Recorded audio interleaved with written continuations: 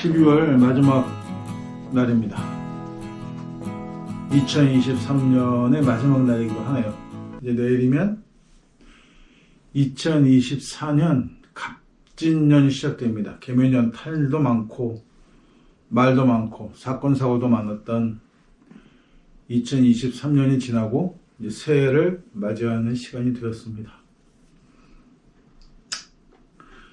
새해에 들어서 첫 번째로 하고 싶은 얘기는 과연 종교가 말하는 기적은 무엇이냐 하는 거예요. 복음서에도 예수에 관한 여러 가지 기적들이 기록되어 있습니다. 특히 이제 요한복음 같은 경우에는 아주 구조적으로 몇몇 가지 이런 기적들을 행해야만 메시아라고 할 수 있다라고 하는 관점 아래 아예 기적들을 그렇게 배치해서 넣었다는 거죠. 물에 관련된 기적들이 굉장히 많습니다. 그래서 우리가 첫 번째로 기억하는 예수의 첫 번째 기적이라고 얘기하죠. 가나의 혼인잔치. 포도주를 만들었다는 거예요. 물을 가지고. 돌욕조에다가 물을 부었더니 그 물을 기도했더니 포도주가 되었다는 거. 요한복음에만 있습니다. 다른 복음서에는 기록되어 있지 않아요. 왜냐하면 다른 복음서와 달리 요한복음은 철저하게 예수가 말씀으로 이 땅에 온 그리스도다, 메시아다 라고 하는 것을 증명하기 위해서 쓰여진 복음서예요.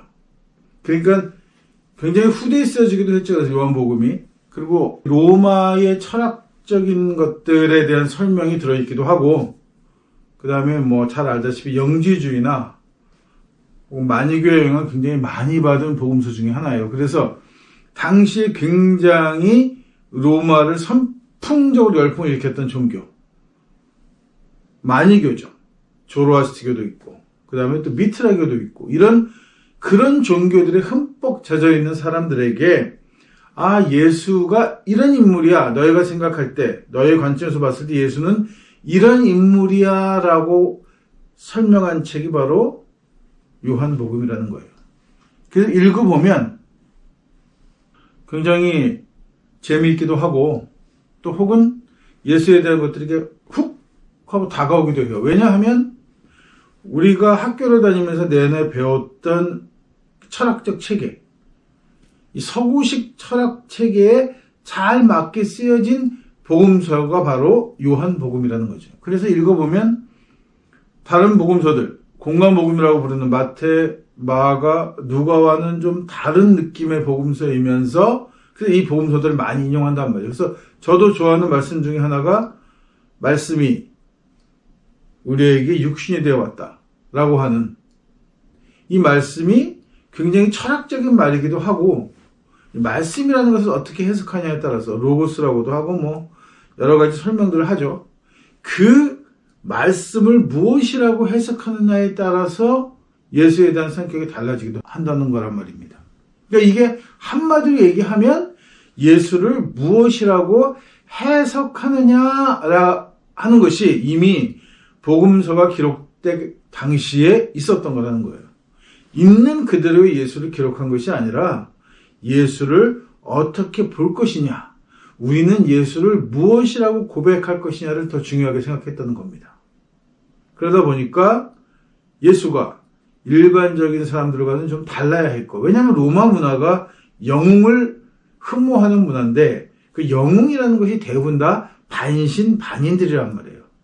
헤라클레스처럼 신들과 인간 사이에 태어난 반은 신이고 반은 인간인 존재를 영웅이라고 불렀단 말이죠. 그러니까 로마 사람들에게 예수가 메시아로 확실히 각인이 되려면 일반 사람이어서는 안 돼요. 영웅적인 요소가 들어가야 한다는 거죠. 그 영웅적인 요소를 집어넣기 위해서 기적 이야기를 꾸며서 넣게 됩니다. 그래서 물을 가지고 기도했더니 포도주가 되었다. 이 포도주가 유대인들보다는 로마인들에게 굉장히 친근한 음료죠. 술이란 말이에요. 그러다 보니까 다른 것도 아니고 포도주를 만드는 거예요. 이게 뭐 혈액의 색깔, 피 색깔하고 붉은색이라서가 아니라 로마인들의 일상 안에 포도주라고 하는 술이 있어요. 그러니까 가장 친근감 있는 거를 만들어내는 거죠. 더군다나 이 술은 로마의 신화들과도 굉장히 많이 연관되어 있단 말이에요. 이 파티 문화가 발달하고, 그 다음에 먹는 거에 굉장히 모든 전심전력이었던 로마 문화에 있어서 가장 중요한 술이었던 포도주. 이 포도주를 예수가 물을 가지고 기적을 일으켜서 포도주를 만들 수 있었다. 그러니까 한국 사람한테는 그런 거겠죠. 한국 사람한테 누가 술을 만들었는데 무슨 위스키를 만들었다. 이런 거보다는 한국 사람들이 좋아하는 막걸리를 만들었다든가 혹은 소주를 만들었다든가 이렇게 우리한테 친근감 있는 것으로 다가와야 그게 더 이렇게 느낌이 온단 말이에요. 평생 가야 먹어보지도 못하는 술 같은 거를 만들어왔다고 해봐야 사실 별 느낌이 없는 거죠. 일반 사람들한테는. 그러다 보니까 예수의 기적 이야기는 아주 친근감 있는 기적 이야기로 만들어졌어요. 그 중에 하나가 또 아픈 사람들의 병을 고쳐주는 이야기예요. 알다시피 종교사를 쭉 보게 되면 어느 종교나 초창기 때는 종교가 의술을 겸하고 있어요. 사람이 살고 죽고 아프고 병드는 이 모든 문제가 신의 책임이다. 신의 관할 아래 있다라고 생각하기 때문에 아프면 신이 고쳐줄 수 있다라고 생각한 거란 말이죠. 그래서 대부분 종교들은 자기네들이 그 병을 치료할 수 있는 능력을 가지고 있다고 주장을 한단 말이에요. 이게 대부분 종교가 다 그래요. 기독교가 특별히 그런 게 아니라 다 그래요. 그러다 보니까 종교의 힘을 통해서, 신앙심을 통해서 병이 낫기도 하고, 불임 환자들이 아이를 낳기도 하고, 이런 것들이 그런 기적들이 존재해 온단 말이죠. 아주 실생활에서 가장 사람들에게 피부로 다가오는 것 중에 하나가 질병이란 말이에요. 그러다 보니까 질병은 유대교에서는 특히 그랬지만 신의 벌을 받아서 아픈 것 이렇게 설명했단 말이에요. 특히 이제 그 천연두 같은 경우에는 얼굴이 이렇게 뭐가 나잖아요. 심하게. 문둥병 같은 경우에는 얼굴이 썩어내리잖아요. 전염도 시키고. 이러다 보니까 이런 병은 반드시 신에게 뭔가를 잘못해서 본인이 아니면 조상이라도 누군가 뭔가를 죄를 저지른 게 있어서 병에 들었다 이렇게 설명을 했단 말이죠. 그렇게 따지면 이게 여러 가지 문제가 생길 수밖에 없는 거잖아요. 사람이 아프고 병든 것이 죄 때문이라고 한다면, 신에 대한 죄 때문이라고 한다면 아프지 않은 사람들은 죄 짓지 않는 게 되는 거죠. 죄 지은 게 없으니까 안 아프고 멀쩡하고 잘 살고 부자로 사는 거죠. 근데 실제로 우리가 역사적인 거를 보거나 혹은 실제 삶을 보더라도 그렇지 않아요. 없는 사람들이 오히려 잘 못 먹어서 영양실조가 걸리게 되고 그런 병들게 되죠. 그다음에 위험으로부터 많이 노출되는 직업을 갖고 있고 그러니까 많이 다치게 되죠.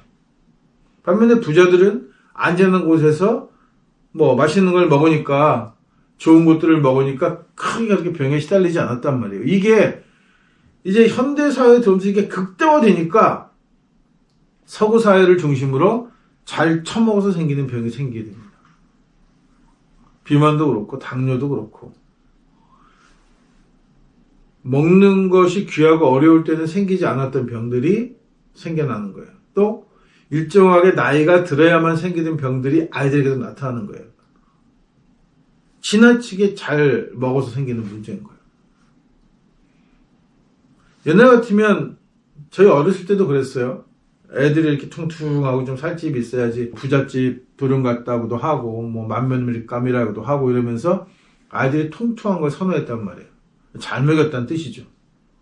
그래서 우리 어렸을 때 우량아 대회라는 것도 있었어요. 우유회사에서 했던 건가 그런 건데 애들 살집 좋은 애들 나와가지고 대회에서 상도 주고 그랬단 말이에요. 지금은 아이들이 그렇게 살찌는 그 대해서 부정적이에요. 그게 아이들이 잘 키웠다 이런 생각이 안 든단 말이에요. 오히려. 왜냐면 이제 시대가 바뀌었잖아요.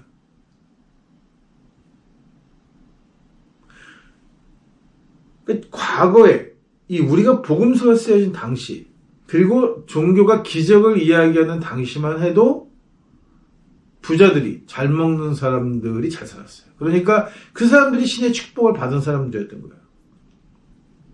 가난하고 병들고 혹은 이민족이고 다른 종교를 갖고 있고 이런 사람들이 어렵고 핍박을 받았으니까 그들이 신의 저주를 받았다, 신의 벌을 받았다라고 이야기하는 거예요. 그래서 그런 사람들 중에 몇몇을 뽑아서 기적을 보여주는 거죠.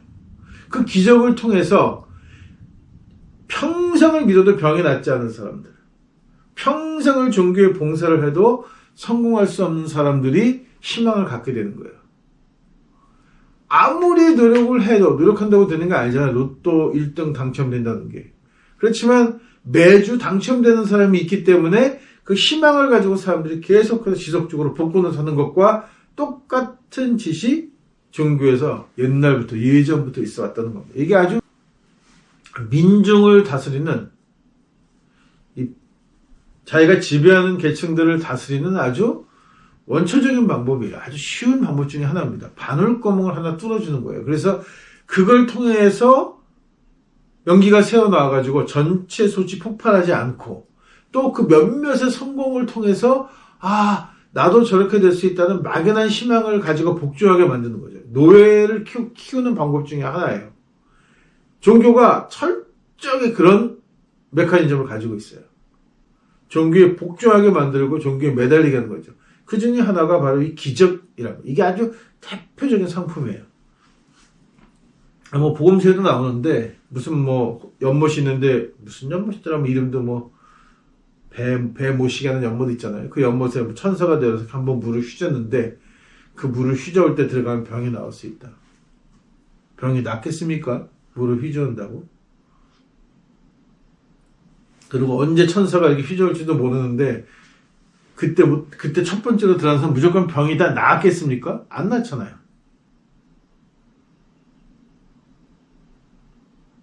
정말 물이 휘저을 때 누구라도 들어가서 첫 번째 들어가는 사람 무조건 병이 나았다고 하면 그건 기적이 아니라 과학인 거죠.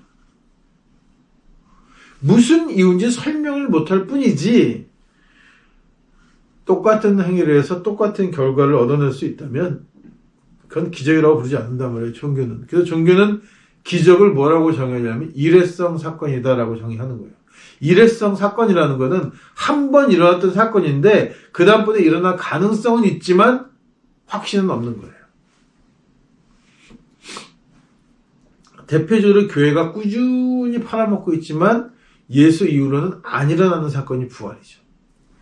그러니까 아예 이거를 이제 뭐 기다리다 지치니까, 그리고 그런 일은 또 일어나지 않을 것 같으니까 아예 못을 박아요. 부활은 예수가 다시 왔을 때 일어나는 일이다. 이렇게.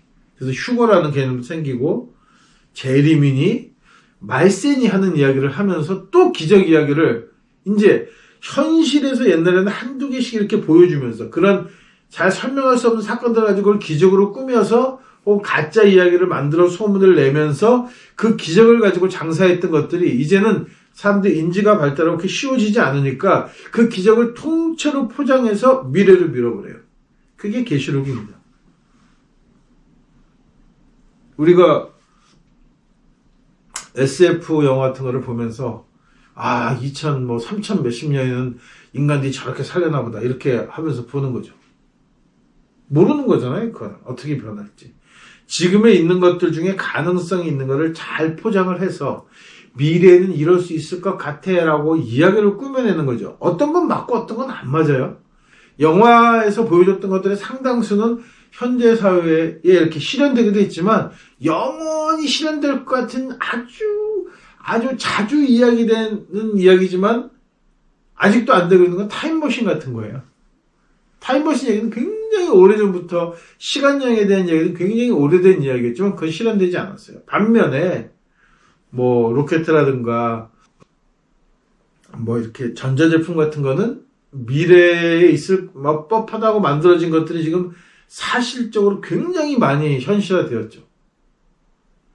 그럼 가능성이 있는 거니까. 그런 걸 통해서 무엇을 팔아먹냐면 여전히 계속해서 영화는 타임머신 이야기를 팔아먹는 거나 똑같아요. 종교가 그런 거예요. 간혹 일어나는 어떤 현상들, 기적이라고 부를 수 있을 만한 현상들이 있어요. 그런 것들을 잘 포장을 해서 그런 것들이 지속적으로 일어날 수 있다. 혹은 미래에 일어날 수 있다라고 해서 포장해서 파는 것이 종교의 상품. 그게 기적이라는 거죠. 예수는 죽은 지 사흘 만에 부활했다라고 성서가 기록을 했습니다. 복음서가. 지금도 사람들이 부활 이야기를 하면 예수의 부활을 가지고 확실하게 확고하게 가지고 있는 믿음이 되어 있어요. 그러나 이 부활, 예수의 부활이 그 뒤로는 한 번도 일어난 적이 없는 사건이죠. 예수의 부활은 한 번밖에 안 일어난 사건이었어요. 그러니까 그것이 마치 그럴 수 있을 가능성을 계속 보여줘야 하니까 나자로 이야기도 껴있는 거예요. 죽은 나사로를 예수가 살렸다. 그 이야기도 포함되어 있지만 또 그 이야기도 일회성인 사건인 거예요. 이렇게 몇몇 가지 사건을 복음서에 집어넣는데 부활 역시도 그렇게 집어넣어져 있어요. 죽은 사람을 살렸다는 이야기들은 더러 있고 전 세계적으로 죽었다 살아났다는 사람들도 더러 있어요. 그런데 그 일이 반복되어지진 않아요. 그리고 어떻게 하면 죽었다 살아나는지도 분명치 않아요. 그런 몇몇 가지 현상들을 가지고 보편적인 현상을 만들어내는 거란 말이죠. 그 몇몇 가지 사건들을 바로 종교에서는 기적이라고 부르는 거예요. 그러니까 기적은 믿는 게 아니에요. 일어날 가능성이 있는 사건 중에 하나지만 기적은 딱 어떻게 생각하면 정답이냐 하면 내가 이번 주에 로또를 했는데 이게 1등 맞을까? 안 맞아요. 물론 맞는 사람은 한 명 있습니다. 그렇지만 그 기적은 나한테는 일어나지 않아요. 그렇게 생각해야 기적이라는 것이 무엇인지 그 정체가 조금 보여진다는 말입니다.